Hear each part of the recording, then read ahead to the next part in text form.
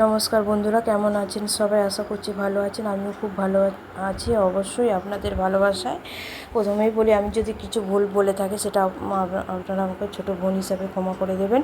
আর আমাদের গ্রামের মধ্যে এই যে সিএম এসেছিলেন, আর এই যে দাদাটা আমাদের গ্রামের বাড়ি, আমাদের বাড়ি থেকে 5 মিনিটের রাস্তা। আর মুখ্যমন্ত্রী এসেছিলেন বিকেল 5টার মধ্যে ঢুকেছিলেন।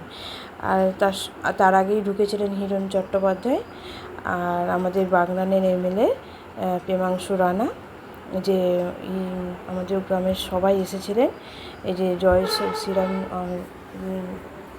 দেখতে হচ্ছে। আর এই যে বাড়ির ভেতরে ঢুকছে, ওনার ওয়াইফের সঙ্গে কথা বলবেন। আর ওনার এই দাদাটার হচ্ছে এক ছেলে এক মেয়ে। আর হচ্ছে খুবই খারাপ লাগলো যে এত নৃশংস করে মানুষের এত মানে মনে হিংসা। হ্যাঁ, এইটা হিংসাটা না গেলে মানুষ কোনোদিন ভালো হতে পারবে না। সবাই ভালো থেকো।